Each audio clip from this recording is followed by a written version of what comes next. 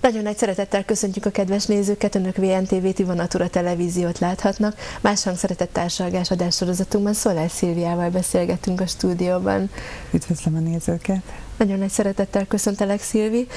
Szilvi életveszély elemzéssel, életveszélyek kutatásával foglalkozik, és egy nagyon fontos területe ez az embereknek maga az életveszély, ami általában egy olyan tudatállapotban történik meg, ha valaki életveszélyben van, hogy vagy nincs magánál, vagy nem emlékszik a történtekre, vagy a család nem szívesen beszél róla, hiszen adott esetben egy tragédia kötődik, vagy egy tragédia épp hogy elkerülése a tét, és ezért nem egy beszédtéma, tehát nem egy mindennapos beszédtéma az a terület, amivel te foglalkozol, ugyanakkor mégis ez határozza meg az emberek életét és bizonyos reakcióikat az egyes élethelyzetekre, különösen az életveszélyes helyzetekre. És az első kérdésem az lenne, hogy észrevettem az emberek életében egy olyan viselkedést, hogy valahogy automatikusan egy problémára fókuszálnak. Tehát a legnagyobb békeidőben is arra figyelnek, hogy jaj, de majd olyan infláció lesz, jaj, de valahol háború van nagyon messze, akkor mi lesz itt annak a hatása, ami hozzánk visszagyűrűzik. Jaj, mi lesz, hogyha politikában valami olyan változás lesz, ami majd nem lesz a számunkra kedvező, de állandóan, mintha egyik bajról, egyik mondva csinált vagy elképzelt bajról a következőre ugrana az elméjük. És gyakorlatilag az emberek képtelenek még egy békeidőt is boldogságban megélni, hiszen állandóan a figyelmüket szemmel tartják úgymond a bajokat, illetve azokat a bajokat, amiket valószínűleg a tudattalanjuk kikalkulál, hogy még a legnagyobb békeidőben sem legyél nyugodt.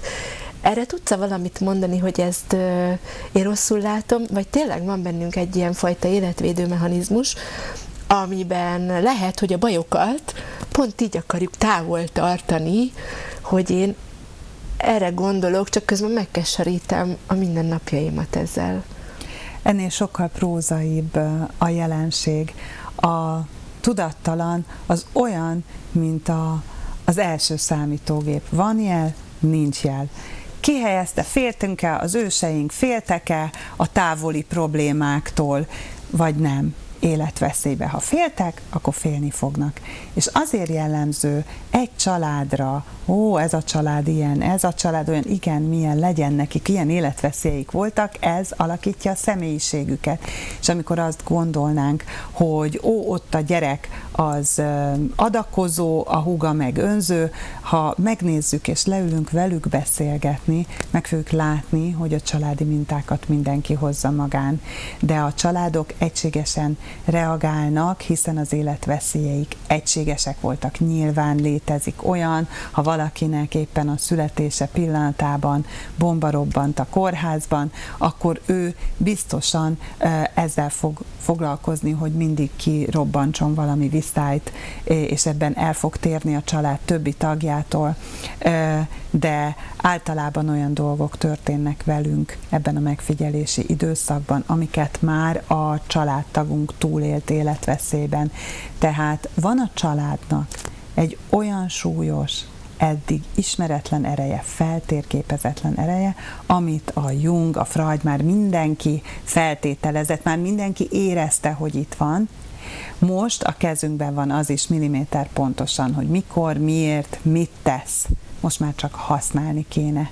És itt van nekünk az a tudomány is, ami azt is igazolta, hogy amit egyén szinten, család szinten teszünk, az megjelenik össztársadalmi szinten, tehát mondjuk, hogyha a felvidéki emberek sokat, úgy mondják ők, hogy így struccolnak, akkor hogy ott a férfiak ilyenek, hogy mindegy, akkor is, az már ilyen, akkor ilyen lesz az egész életem, akkor ő nekik ott, ez nem azért van, mert hogy a felvidéki férfiak rosszak, vagy túl büszkék, hanem az ő életveszélyeik ezt a fajta személyiségjegyet, egy általánosító bélyeget rakta rájuk. Az ő történelmükben, az ő családjaik történetében, társadalmi szinten ez volt közös. Ahogyan a székelyeket jellemezzük, tiszták, büszkék, ők így éltek túl életveszélyeket. Nem mindegy, hogy milyen lesz a jövőnk, mert most a magyarokról azt fogják mondani, amilyeneket ebben az életveszélyben megélünk,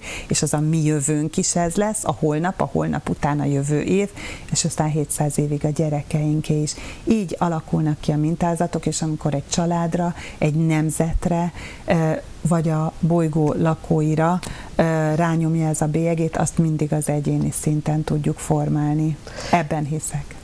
Mennyire lehet ebből a sok-sok egyéni mintázatból, ebből a sok egyéni túlélt életveszélyből, vagy nem túlélt életveszélyből egy kicsit közelíteni egymáshoz. Tehát, hogy valóban jó-e az, hogy vagyunk mondjuk 7 milliárdan, és van 7 milliárd féle mintánk, amelyiket utána azért elég nehéz.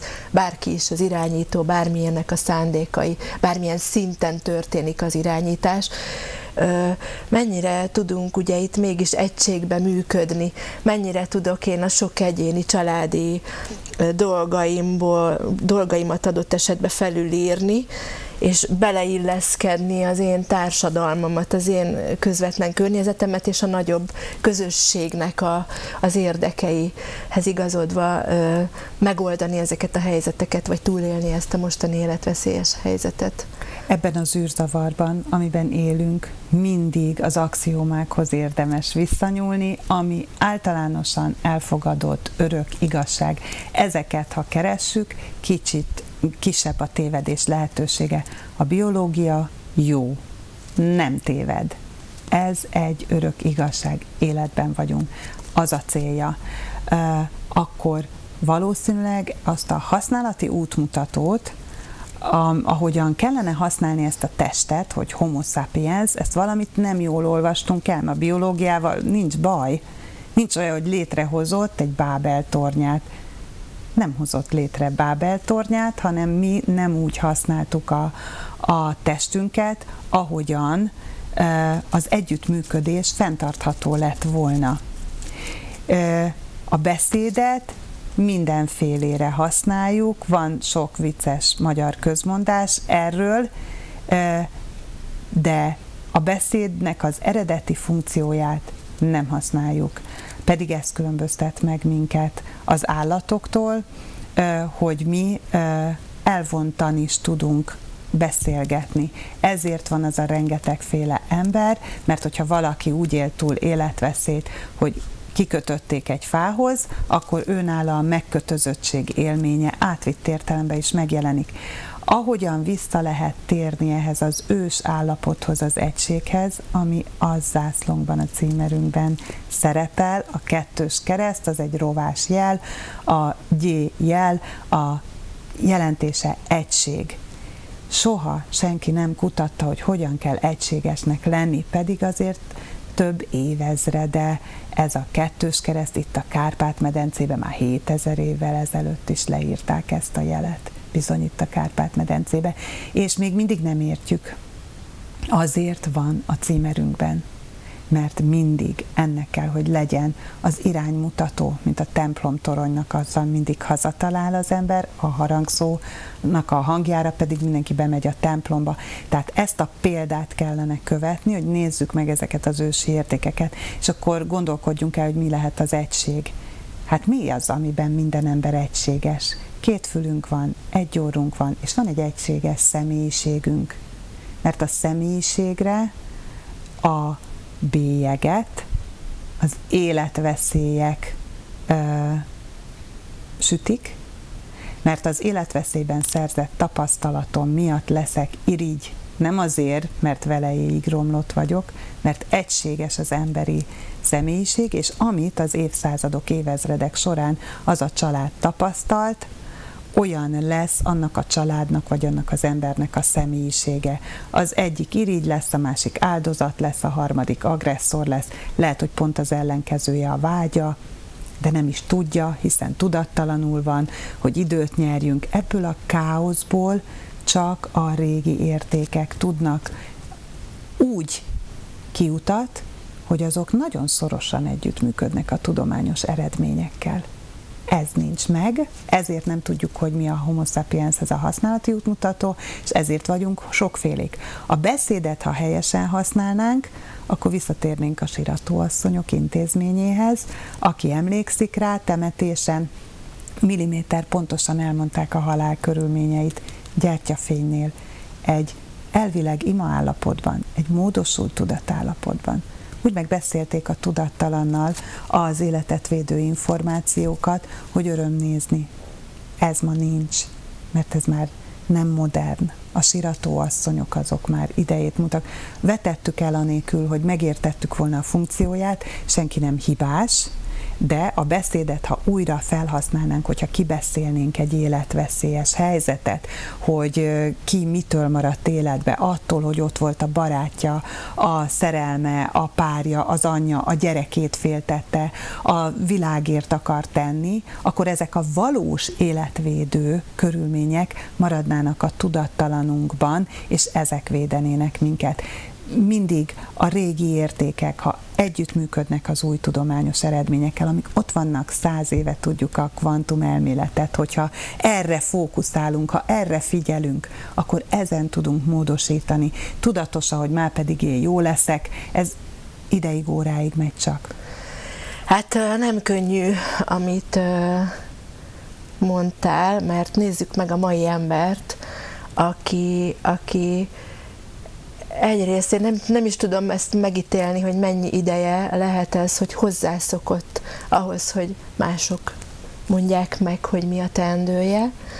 Hozzászoktunk ahhoz, hogy az interneten egy pillanat alatt beütöm a tüneteket, már diagnosztizálunk, keresek egy információt, tehát igazából az internet lett a mindent megmondó, kincses birodalom, és arról nem is beszélve, hogy amikor az internet valamit nem mond meg, akkor ugye jön az élő szóval való irányítás, de gyakorlatilag,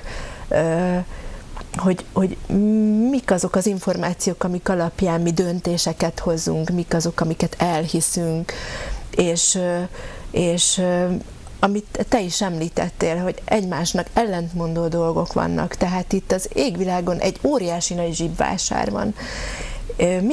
Mi irányítja az embert, amikor dönt? Tehát amikor én beírok egy kérdést, kapok rá egy megnyugtató választ, vagy egy szimpatikus, kiválasztom a legszimpatikusabbat. Mi az, ami dönt bennünk ilyenkor?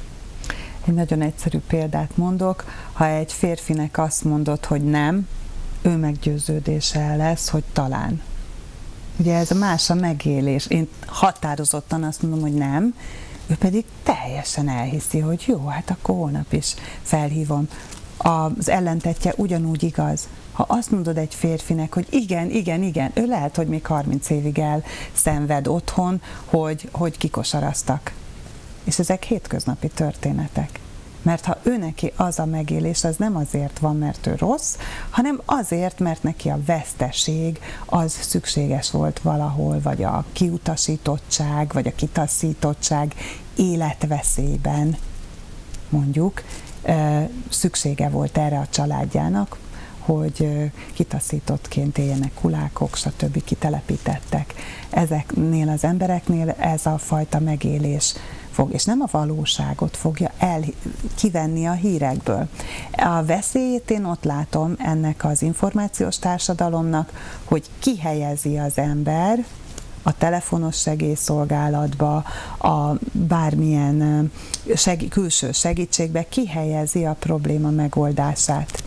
Akkor, ha elmegyek akár orvoshoz, akkor nem én oldom meg, de orvoshoz el kell menni, mert tudni kell a diagnózist, még a haladó tudományok is szeretnek együttműködni, tehát az új medicina is szeret együttműködni az orvostudománnyal, nem kell ezt ugye kivenni az életünkből, együtt kell vele működni.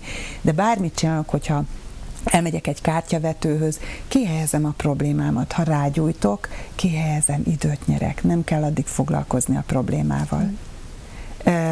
És ehelyett Annyira viszont nem látom rossznak ezt az információs társadalmat, mert minden lehetőség ott van. Meg tudom nézni az új germán medicinába is, hogy miért tüsszögök, meg tudom nézni a webbetegnél is.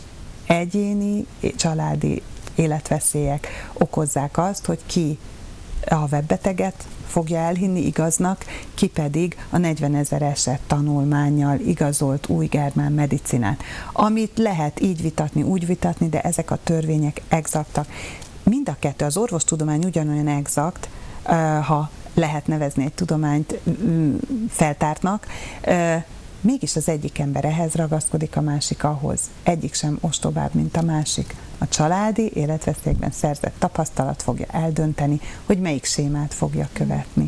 Hogyan fogjuk tudni a figyelmünket visszafordítani a családra, a családi életveszélyekre?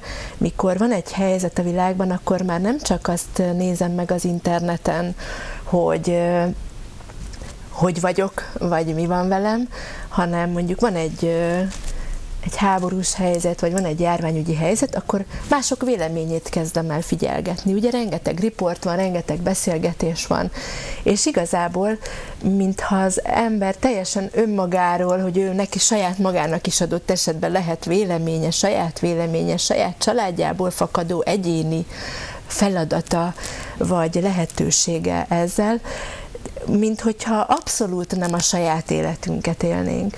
Tehát nézzük a következő előadást, már nagyon várjuk a következő VNTV felvételt, hogy kijöjjön, és az emberek már gyakorlatilag ezeket követik vakon. Tehát van, aki nekik egy picit hitelesebb, vagy egyszer bejött neki, vagy egyszer bevált ez a gyakorlat. Tehát a kérdésem az kettős lenne, az egyik, hogy hogyan tudjuk erről a rengeteg kifelé irányuló információszerző üzemmódból visszairányítani saját magunkra a figyelmet, és a másik, hogy innen akarják az emberek megkapni, megszerezni azokat a válaszokat, hogy egy ilyen vészhelyzetben mi a megfelelő magatartás, hogyan tudok én felkészülni egy jövőbeni, előfordulható, nagyon veszélyes életveszélyhelyzetre.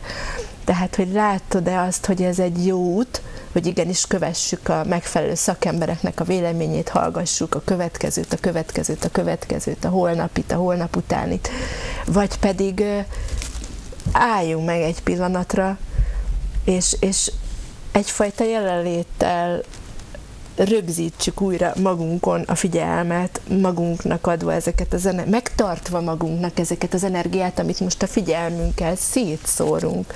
De nem biztos, hogy én ezt jól látom.